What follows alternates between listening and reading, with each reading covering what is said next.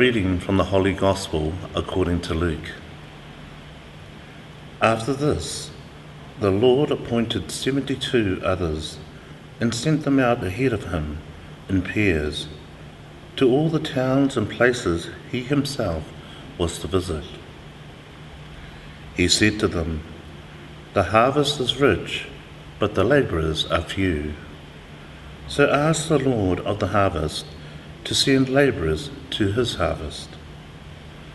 Start off now, but remember, I am sending you out like lambs among wolves.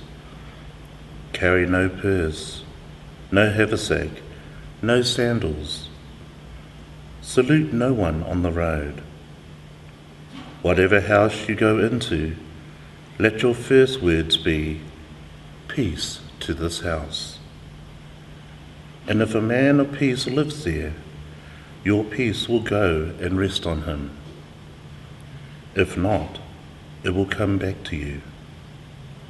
Stay in the same house, taking what food and drink they have to offer, for the labourer deserves his wages. Do not move from house to house. Whenever you go into a town where they make you welcome, eat what is set before you. Cure those in it who are sick, and say, 'The kingdom of God is near to you.' But whenever you enter a town and they do not make you welcome, go into its streets and say, 'We wipe off the very dust of your town that clings to our feet, and leave it with you.' Yet be sure of this, the kingdom of God is very near. I tell you, on that day, it would not go as hard with Sodom as with that town." The 72 came back rejoicing. "Lord," they said, "even the devils submit to us when we use your name." He said to them, "I watched Satan fall like lightning from heaven. Yes, I have given you power to tread underfoot serpents and scorpions and the whole strength of the enemy. Nothing shall ever hurt you. Yet do not rejoice that the spirits submit to you. Rejoice rather that your names are written in heaven." What a powerful reading.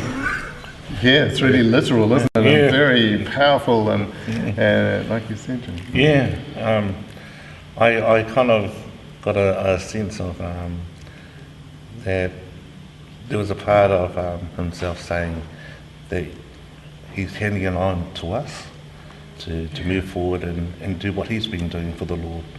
And but there was that catch at the beginning about letting go of things, that the things that we hold on to can sometimes stop us from fully receiving the Lord into our hearts. And so that letting go of purses and tunics and things that restrict us from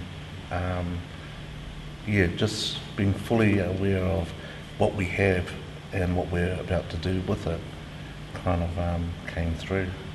I think, I noticed that it's, I suppose we're wanting to take a meaning for today from this very literal description of what was to take place back then and how we can kind of incorporate that into today. And on one surface it's very kind of black and white, there's a kind of a way of doing things, and then there's this other world that you could be kind of dusting your sandals off from and not having to enter into, or rejecting, or something which doesn't sound at all like the way we want to live our lives, and it's a bit contrary. But a bit deeper on, we can notice that the possibly the key thing is that we want to recognise people in peace and to exchange peace with each other. And I think I wouldn't go around, for example, finding cities to go to, for example, that accepted peace. But peace is something that I think can arrive in lots of tangible ways that are unintended. and that I think it's easy to find peace in many different ways in our communities today. Yeah.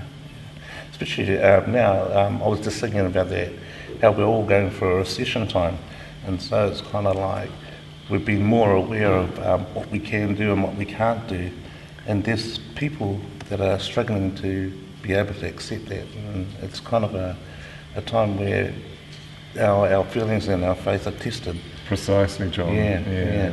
That's a really great insight. Yeah. And they're wanting to, like our church community, wanting to embrace everyone that's in our community, and especially this time of recession, and helping those who are really in need. And right. that sense of peace that you said, bringing that peace into every single person's life. That's right. Yeah. So we're very aware of that exchange that they're referring to. We're wanting to offer something here and receive peace in return, and that's it's a very literal kind of exchange. But we can never stop finding peace with each other, can we? And always looking for that chance to be at peace with people. And we don't know when that's going to arrive, and that's going to be something that we're always trying to enact and become and be drawn towards as well. So this isn't this reading isn't a literal recipe that we can kind of take for today, but rather a kind of a sample or a kind of taste of God's goodness possibly at the time back then, and something we can reflect on today.